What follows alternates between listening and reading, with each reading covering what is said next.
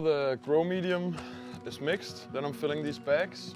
I'm filling them up around half so I can get the bag to turn around itself.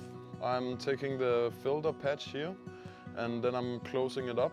So that means in the pasteurization process we don't get any unnecessary vapor inside the bag. So we keep the bag closed and then it's only the bag that gets heated and the content inside stays how it is. So in this process it's not that important to be very clean.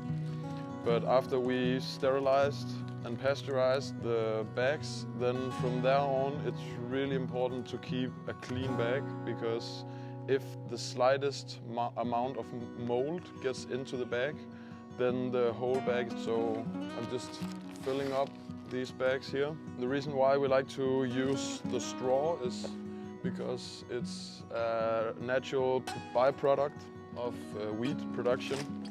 So we're using wheat straw in the process, and we figured that oyster mushrooms of the straw species grown here in Denmark, the best one is wheat for the oyster mushrooms. We're gonna make some tests to see if king oysters and lion's mane are able to grow on it. But so far we are getting better and better results from the straw, because we are always optimizing the process, making sure that the clusters that we want come out of the mushroom bag is bigger and more dense. After this process, we are taking the pasteurized bags into our laboratory and then we are inoculating them with the oyster mushroom spores. I can show you, this is how the bag looks when the whole process is finished before it goes into the fruiting room. You can see the whole bag is inoculated and colonized, and this is the go signal to taking the bag and putting them out in the container. Now we're inside the container and I want to show you how it looks after we've opened the mushroom bags. Then the mushroom starts fruiting outside and we've created the perfect environment in the container here. So we will get like a really good result from these bags. If it's too humid, the mushroom doesn't grow very well. And if it's a little too less humid, then the mushroom gets really dried out and you don't get that much weight from it. The environment that we created here is the perfect environment that we figured to grow it in. And as you see here, we get like around half a kilo of mushrooms per bag. We are harvesting 2 times on each bag.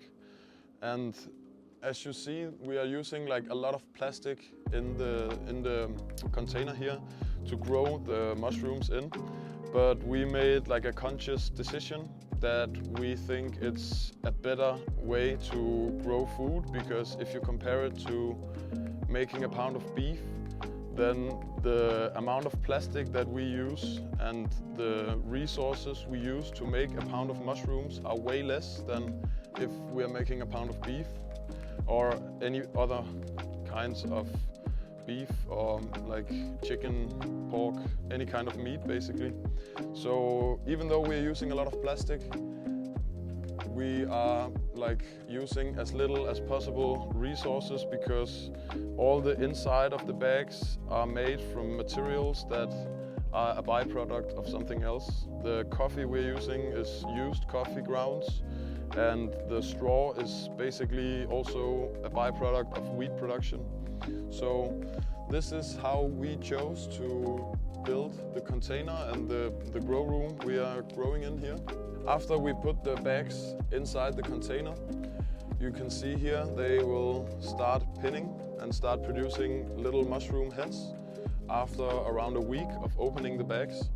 And then from each day on, from that point, the mushrooms will double its size each day. So the process goes really fast. After we grew the second time in the bag and harvested 2 times, we take the inside material and then we make a compost out of it.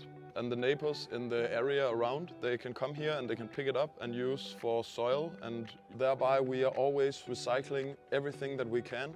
We are trying to figure how we can recycle the plastic, because there's a filter patch on it.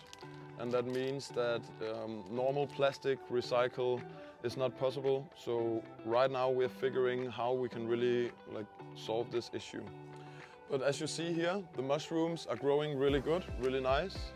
And we are harvesting every Sunday, every Tuesday and every Thursday. So 3 times every week we harvest the mushrooms and then we distribute them out to customers in the area and to our wholesalers who also distribute it out to restaurants, hotels, cafes and catering companies.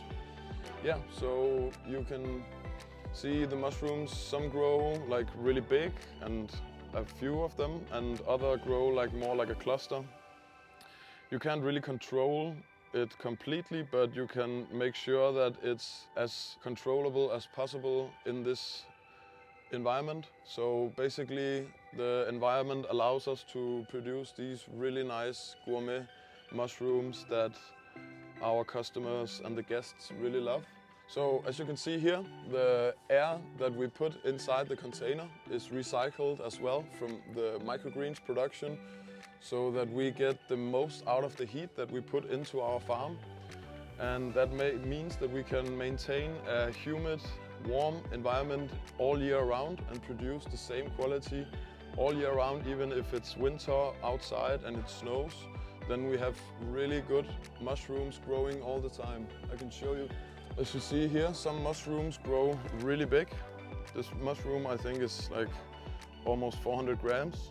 So we get a lot of different sizes in different variations, and yeah, it's really nice to work with and a very, very environmentally friendly way of producing the food of the future.